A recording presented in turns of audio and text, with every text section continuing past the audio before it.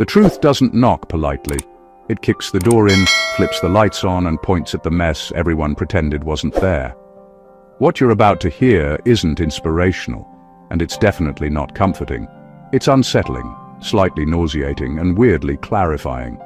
Because this isn't about rumors, intuition, or you overthinking. This is about an actual confession. One that didn't come wrapped in courage or honesty, but slid out awkwardly, like a receipt someone forgot to shred. The kind of confession that smells like panic, not accountability. Here's a fact most people don't like admitting. Confessions rarely come from morality. They come from pressure.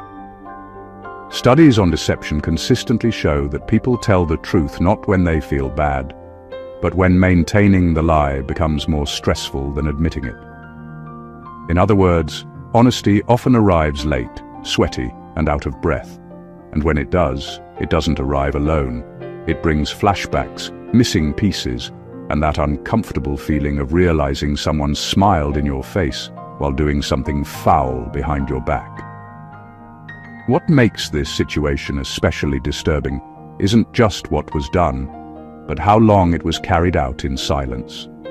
There were rehearsed conversations, fake reactions, and Oscar-worthy performances. You were given front-row access to a reality that wasn't real, while the real story was being passed around quietly like contraband.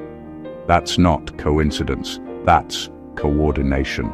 And let's be honest, if betrayal had a personality, it wouldn't be loud or dramatic.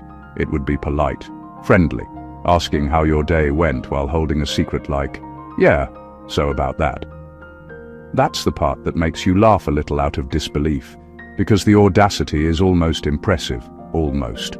This isn't about revenge or outrage, it's about clarity. The kind that makes you sit back and say, "Oh, so that's what was happening." Once you hear what was confessed, certain moments start replaying differently.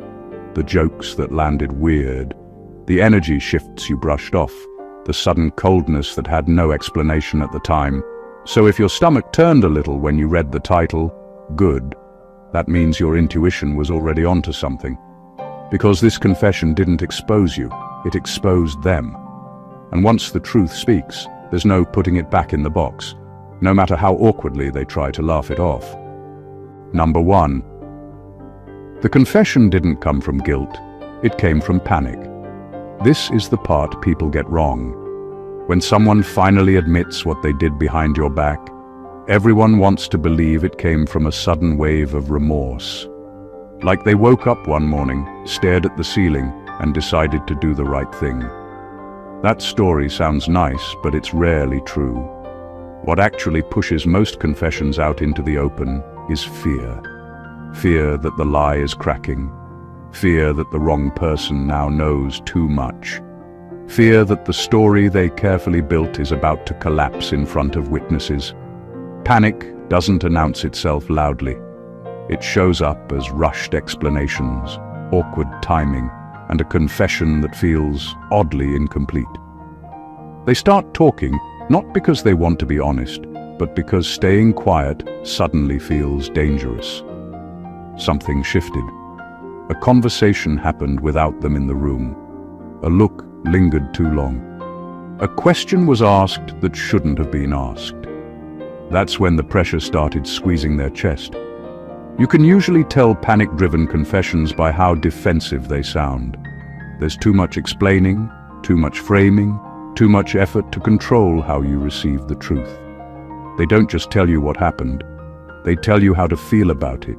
That's not accountability. That's damage control dressed up as honesty. What makes this hit harder is realizing how long they were comfortable not telling you. Days, weeks, sometimes years passed without a flicker of guilt strong enough to stop them. They laughed, made plans, shared space with you, all while carrying information that would have changed everything. That tells you the confession wasn't born from empathy, it was born from self-preservation. And here's the uncomfortable clarity. If the pressure never showed up, the truth never would have either. They didn't confess because they respected you. They confessed because the lie became harder to manage than the truth. Once you understand that, the confusion clears. You stop romanticizing the admission. You stop searching for sincerity where there was none. You see the confession for what it really is. Not a moral breakthrough, but a survival move. Number 2, what they did behind your back was deliberate, strategic, and rehearsed. This wasn't a random slip or a moment of weakness. What they did was calculated, like a chess player thinking 5 moves ahead. Every word they said, every action they took, every small detail they manipulated was intentional. They weren't careless. They were precise. The fact that it shocks you now only proves how convincing their act was while it was happening. They made sure you didn't see it coming, and that was part of the plan. They took time to consider the consequences, to figure out how far they could push without being caught. They weighed outcomes and adjusted their behavior accordingly. What feels disgusting isn't just the act itself, it's the calm, almost clinical way it was carried out. While you were living in what you thought was reality, they were running experiments in deception, testing reactions, and refining their story for maximum effect. That level of premeditation changes everything. It isn't a mistake you can forgive because it wasn't accidental. It was intentional, and the full weight of that realization hits harder than any single detail of the act. The rehearsed nature of their actions also explains why you felt something was off without knowing what. There were inconsistencies, little slips, and moments that didn't add up, but they were subtle enough to be dismissed. They counted on your trust and your patience, knowing you'd overlook the small stuff while they executed the larger plan. That's the manipulative brilliance of it. They weren't impulsive, they were methodical, and that's why the confession feels like a gut punch. Now, when you look back at all the interactions, the casual smiles, the friendly conversations, the way they seemed normal, it's horrifying to realize every one of those moments was carefully curated. They were performing, and you were the audience. The betrayal isn't just the act itself. It's the understanding that every second you were comfortable, they were rehearsing the very thing that would eventually devastate you. It's a calculated cruelty disguised as everyday life, and that's why it leaves a lasting sting that lingers long after the confession is over. Number 3, they enjoyed the safety of your ignorance. What's truly unsettling about betrayal is realizing that the person didn't just act behind your back. They thrived in the darkness you didn't know existed. Your unawareness was their playground. Every lie they told, every secret they kept, every manipulation they executed was amplified by the fact that you had no idea. That comfort, that smug little bubble of power they enjoyed while you went about your life believing in honesty is what makes the confession so revolting. They weren't struggling with guilt. They were basking in the control your ignorance gave them. While you were calm, trusting, and unaware, they were alert in a way that made them feel superior. They measured every reaction, calculated every move, and took pleasure in the fact that you were none the wiser. That feeling of safety you had, the one you took for granted, became a tool for them to use against you. It's horrifying to realize that your trust wasn't respected, it was exploited. The enjoyment wasn't loud or boastful. It was quiet, subtle, and almost invisible, which made it even more insidious. The real cruelty is in how easily they manipulated your perception without ever having to lift a finger in confrontation. Even when the confession finally came, the taste of that power lingered. They might have admitted what they did, but the satisfaction they once had in knowing you were unaware isn't something words can fully erase. That's why the revelation hits like a shockwave. You don't just learn what they did, you understand how comfortable they were doing it without your knowledge.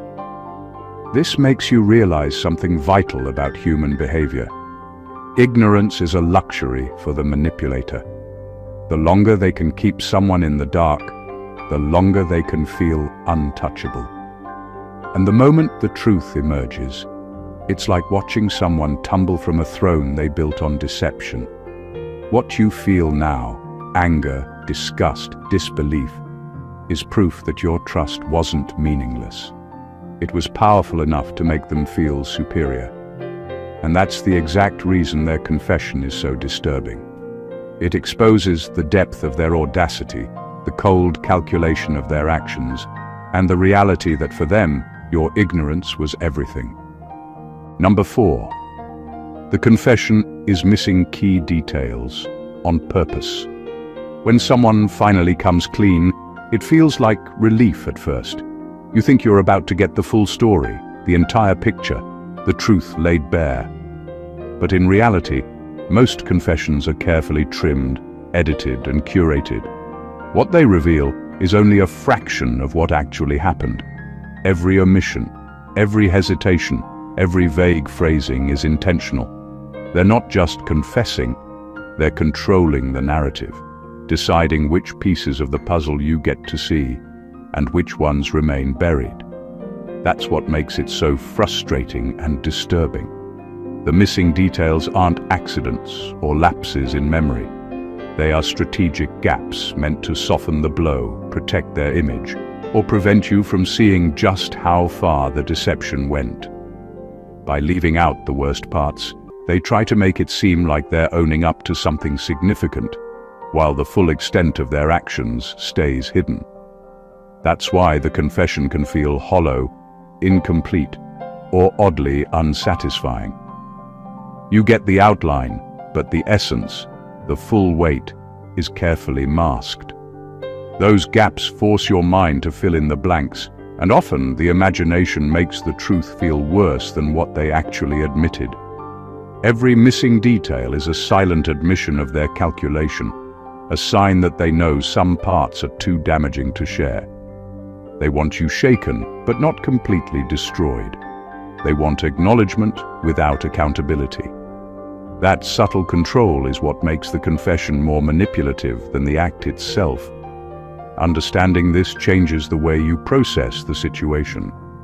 It explains why the confession leaves a lingering unease, why something feels off even after they've come clean.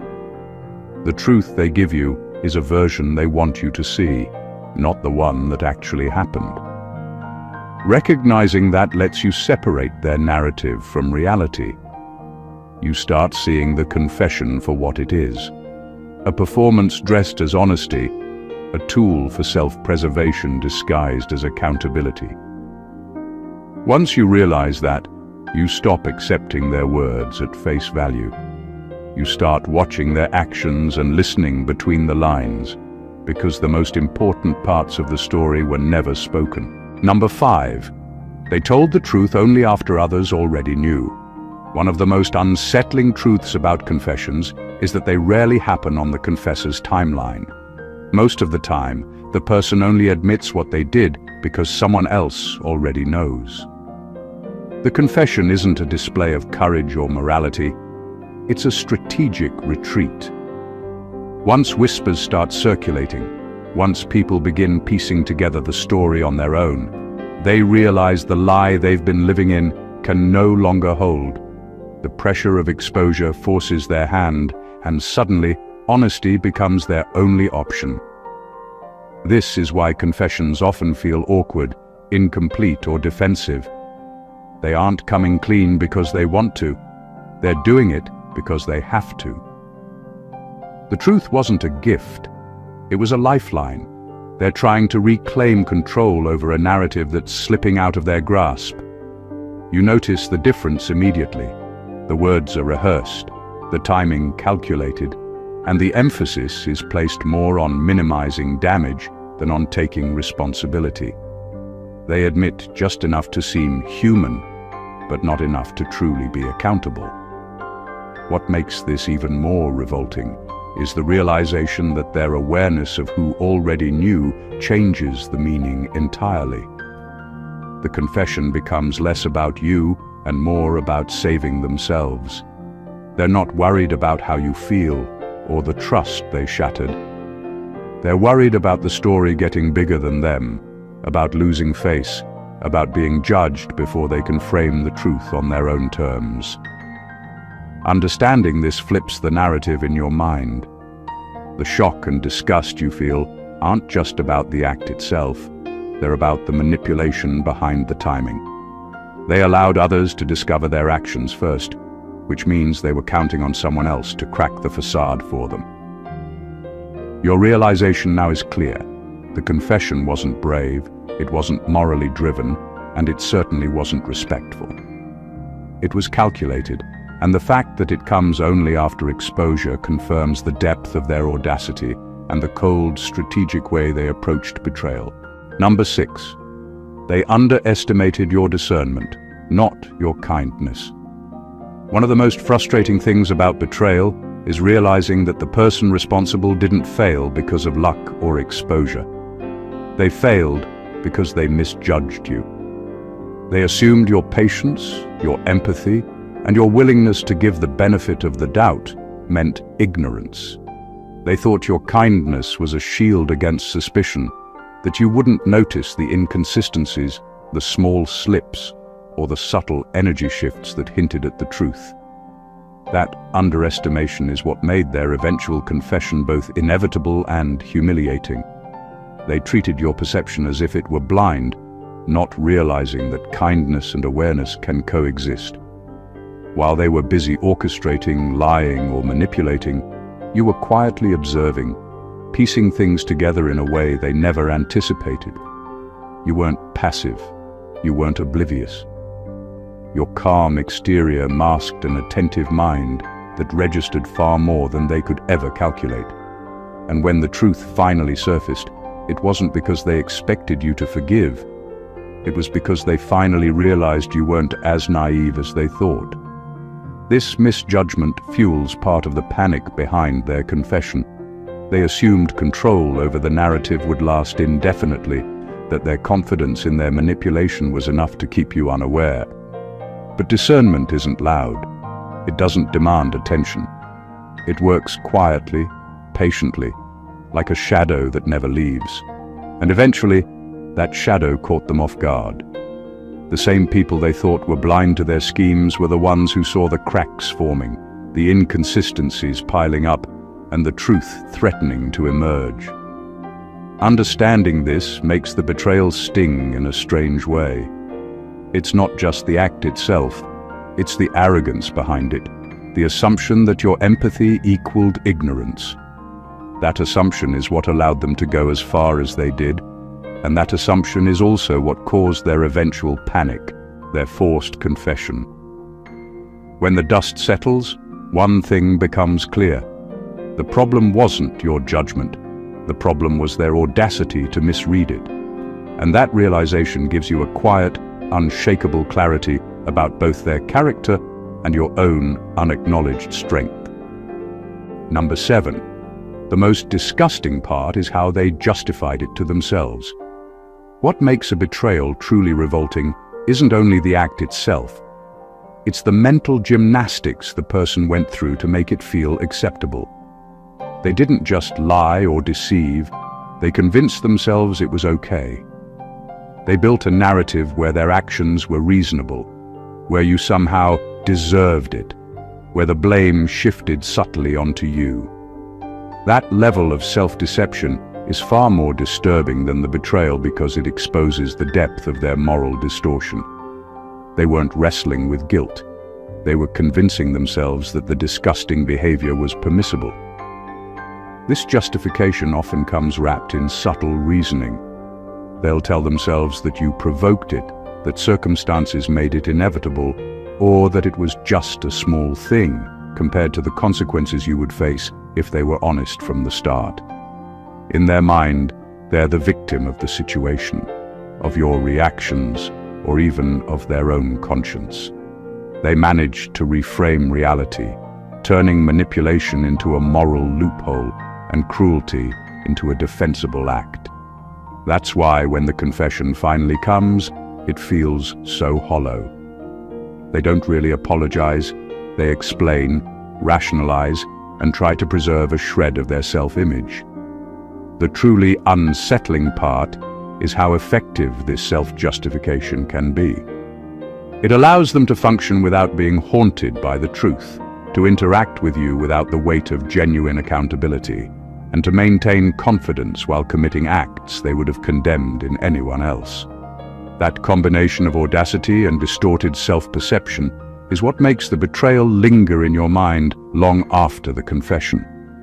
You realize the damage wasn't just external, it was psychological, built on a foundation of warped thinking that enabled the act in the first place. Once you recognize this, the disgust shifts into clarity. The confession no longer feels like honesty, it feels like a glimpse into the warped reasoning that allowed them to betray trust so fully. The lesson isn't about the act itself, but about the character behind it. The realization is bitter, but it's sharp, illuminating exactly who they are, why they acted as they did, and why your awareness, your discernment, and your patience were never truly valued. Number 8. The confession is about relieving their discomfort, not healing yours. One of the harshest realities about confessions is that they are rarely, if ever, centered on the person they hurt. When someone finally admits to the betrayal, it's not about repairing the damage or taking responsibility in a meaningful way. It's about lifting a weight off their own chest. They've been carrying the tension, the anxiety, the fear of exposure, and the mental exhaustion of keeping a secret. The confession is a release valve for them, a way to breathe easier while leaving you to process the fallout on your own. This is why confessions often feel selfish. The timing, the delivery, the tone, everything is designed to alleviate their stress, not to soothe yours. They choose words that make them appear courageous or honest, but the truth is, they're motivated by the discomfort of living with a lie.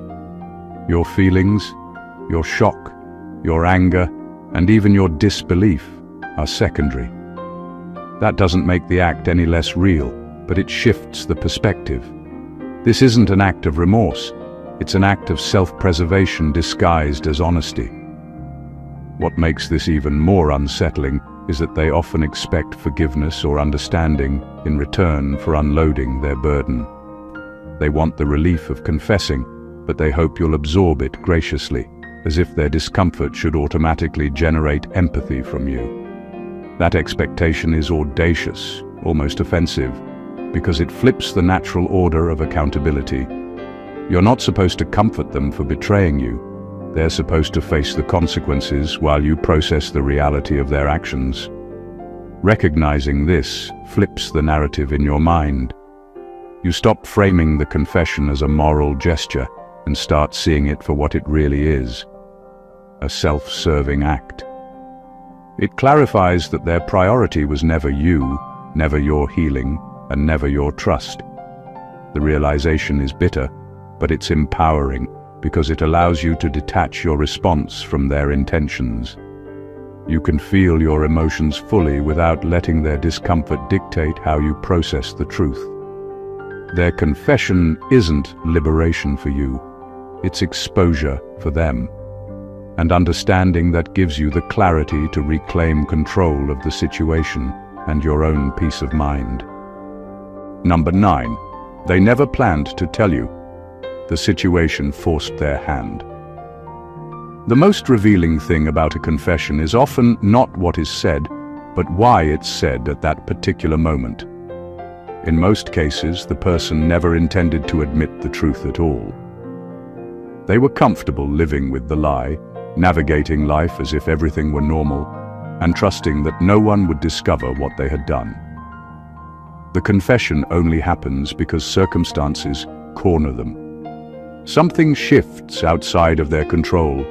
A slip is noticed, a message leaks, or someone else pieces the story together. And suddenly, staying quiet is no longer an option. The hand that once held the secret now trembles under the pressure of exposure. This understanding changes the entire perception of the act. It wasn't honesty, it wasn't bravery, and it certainly wasn't respect. It was forced survival. The confession is the last resort. a calculated acknowledgement designed to contain damage, salvage a reputation, and regain some measure of control over a narrative they thought they owned. That timing is what makes it so unsettling. They weren't thinking about you or your emotions. They were thinking about what would happen if the lie fell apart completely. What makes it even more disturbing is that their entire pattern of behavior leading up to the confession is revealed in that moment. You can see how far they were willing to go to avoid accountability, how long they manipulated, how carefully they curated every interaction to keep you in the dark. Their panic, hesitation, and selective disclosure expose the lengths they went to protect themselves while leaving you vulnerable. Recognizing that their confession was forced strips away any illusion of morality or courage behind it. It becomes clear that the act was never about repairing the damage or owning up voluntarily. It was about being caught before the consequences got worse. That realization is both infuriating and clarifying. It tells you everything about their character, about their priorities, and about the cold, calculated way they operated. You now see the truth, not as a gift, but as an unavoidable consequence. A last-ditch effort to save themselves while leaving you to process the betrayal on your own terms. Number 10. You weren't betrayed because you were weak. You were targeted because you were solid. One of the most shocking truths about betrayal is understanding why it happened to you in the first place. It wasn't because you were naive, vulnerable, or easily manipulated. It was precisely the opposite. You were targeted because you mattered. Your strength, your clarity, your integrity, the very qualities that make you who you are, threatened them. People rarely waste time undermining those who are inconsequential.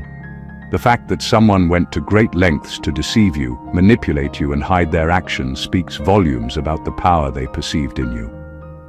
This realization changes the way you process the betrayal. It reframes the narrative from one of weakness to one of significance. They didn't see you as a passive participant in life. They saw you as someone capable of revealing truths, exposing lies, and shifting the balance of power. That's why the acts behind your back were calculated, deliberate, and so unnerving. They weren't random, they were strategic, aimed at neutralizing a presence they couldn't easily control. Understanding this also explains the audacity and complexity of the deception.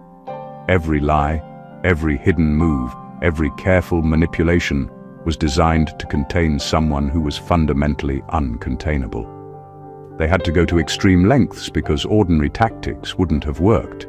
Their actions were a reflection of how threatening your integrity and discernment were to their comfort, their ego, and their false sense of control. There's a hidden empowerment in recognizing this truth.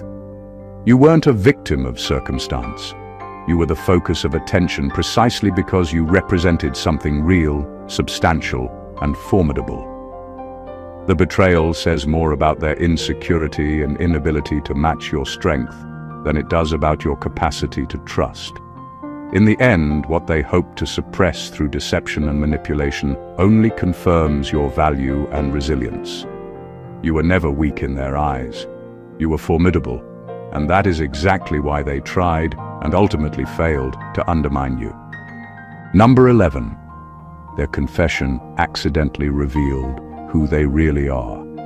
When someone finally admits to what they did behind your back, the words themselves aren't always the most important part. What really hits you is the way they say it. The timing, the hesitations, and the tone, all the unintentional signs that reveal the person underneath the mask. A confession, especially one forced by circumstance, often exposes far more than the action itself. It's a window into their true character, the side they tried so hard to hide while everything was happening. As you listen, you notice patterns: defensiveness where there should be remorse, over-explaining where honesty would suffice, and subtle shifts in body language or phrasing that scream discomfort. These are not random, they're cracks in the facade, tiny betrayals of authenticity. In trying to control the story, They reveal their priorities, fears, and weaknesses. You begin to see that the person you thought you knew wasn't just dishonest. They were calculating, manipulative, and willing to rationalize cruelty to protect themselves. That realization is more shocking than the confession itself, because it strips away the illusion you once held of who they are. The confession also exposes their mindset in high-pressure situations. You see how they think when the stakes are personal, when their ego is threatened, and when accountability is unavoidable. Their reasoning, justifications, and even the way they try to frame their actions for your acceptance tell you more about their true self than months or years of interaction ever did. The mask they wore for so long falls away in a matter of minutes, leaving you face to face with the unvarnished reality. That accidental revelation is both infuriating and clarifying.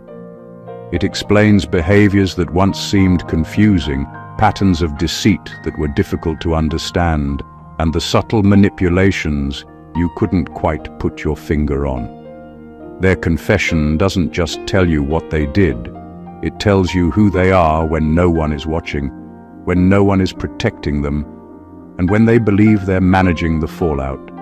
And in that truth, harsh as it is, you gain insight and clarity, a final piece of understanding that they never intended to give you, but that now empowers you to see them fully, without illusions or excuses. Number 12. They're more afraid of being seen than of losing you. One of the most uncomfortable truths about betrayal is realizing what really motivated the person who did it.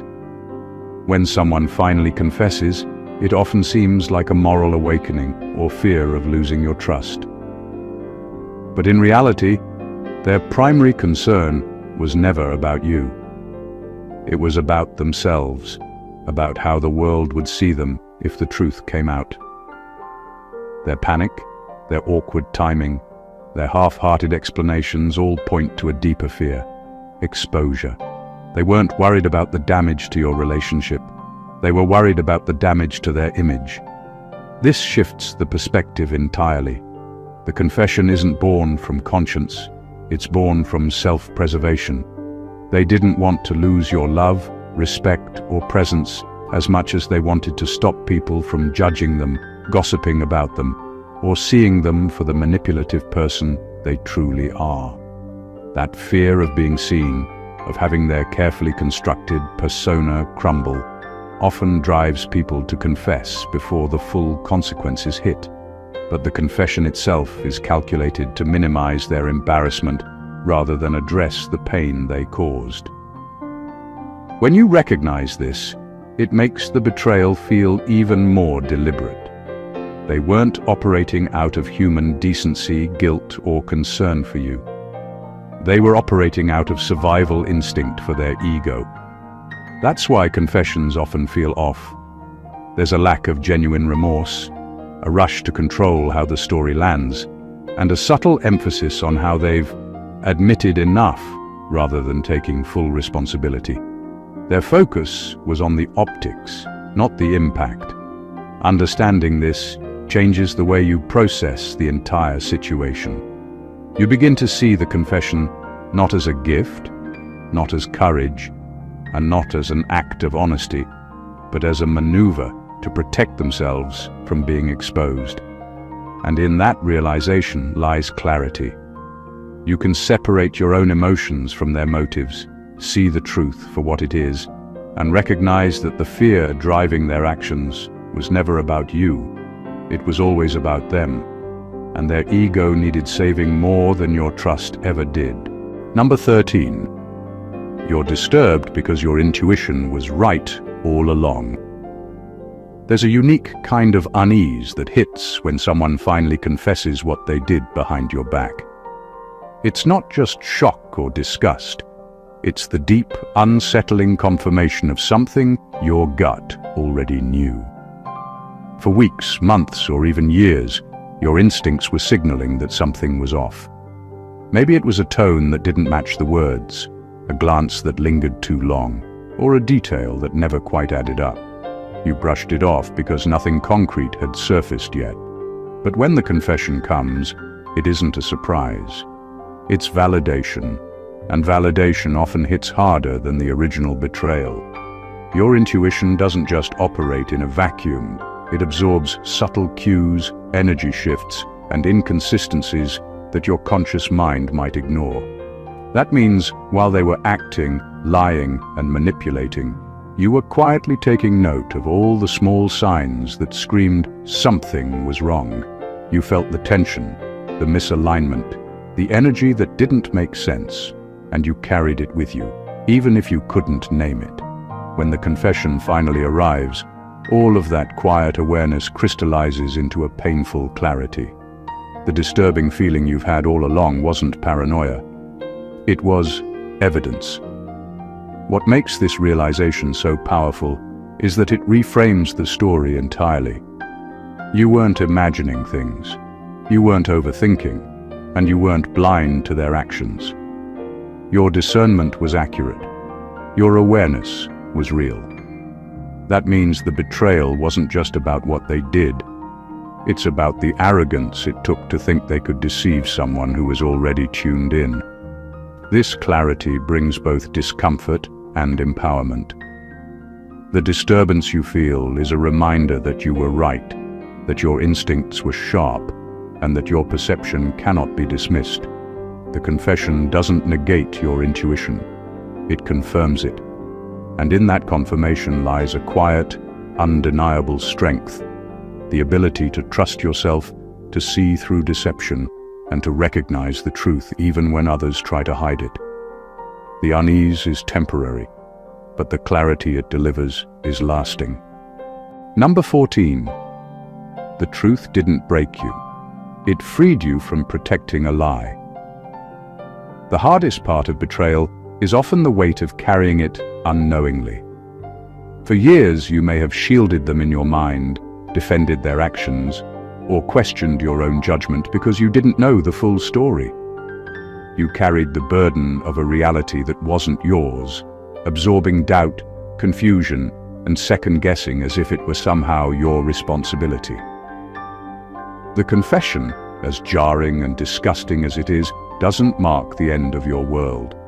It marks the release from a lie you were never meant to carry. That freedom is subtle at first.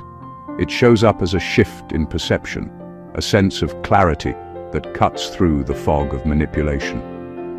Suddenly, moments that once felt confusing make sense.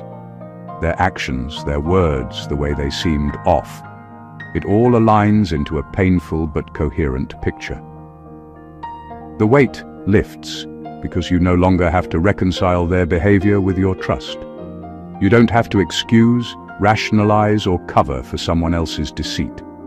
That liberation, strange as it feels amidst disgust and anger, is a kind of quiet victory. There's also an unexpected power in knowing the truth. When the lie is exposed, you can finally make decisions rooted in reality rather than assumption. You can set boundaries, reclaim energy, and choose how to respond without being tethered to their manipulation. The confession doesn't make the betrayal less harmful, but it transforms your relationship to it. You are no longer a participant in their deception. You are a witness to it, fully aware and fully in control of your next move. In the end, the truth acts as a reset. It doesn't erase the hurt, but it removes the confusion and doubt that allowed the lie to linger. The disgust you feel is the necessary detox, the mind and heart recalibrating to reality. Once that phase passes, what remains is clarity, empowerment, and the rare kind of relief that comes from no longer carrying a false narrative. The confession may have revealed the depths of their betrayal, but it also reveals your resilience and restores the integrity of your own perception, leaving you free to move forward unburdened. Conclusion. What we've uncovered in this journey is far more than just the confession itself. It's the anatomy of deception, the psychology of betrayal, and the raw truth of human behavior when ego, fear, and self-preservation take the lead. Every confession you witness, every revelation that hits you like a gut punch, carries layers that most people never stop to notice. It's never just about the act. It's about intention, timing, calculation, and the hidden motivations that linger beneath the surface. From the panic that forces the truth out, to the strategic planning behind every hidden move, to the way your very strength and discernment made you the target. These moments reveal both the character of the person who betrayed you and the clarity of your own perception. We've seen how the truth doesn't just shock, it clarifies. It exposes the selfishness, the manipulations, and the carefully crafted facades. It shows how some people justify the unjustifiable, how they prioritize their own comfort over your trust, and how they fear exposure far more than the consequences of their actions. And yet, for all the disgust and anger these confessions bring, there is a silver lining: liberation. The truth frees you from carrying a lie that was never yours, from defending actions that were never defensible, and from second-guessing the instincts that guided you all along. Every moment of deceit they orchestrated only highlights your resilience, your discernment, and your unshakable strength. In the end, this is not a story about weakness or defeat. It's a story about clarity, empowerment, and the extraordinary ability to see through deception and emerge unbroken. The confession may have revealed the depths of someone else's betrayal, but it also reveals your own capacity to understand, adapt, and rise above. You are not defined by their lies, their panic, or their fear. You are defined by your awareness, your patience, and the power of seeing the truth for what it is. If this video resonated with you, make sure to subscribe to the channel for more insights that dig beneath the surface. Like this video to show support, comment below with your thoughts or experiences, and share it with someone who needs to hear this today. Every share, every comment, and every like helps bring clarity to more people and exposes truths that others wish to keep hidden. Stay aware, stay strong, and never let deception steal your clarity. God bless you.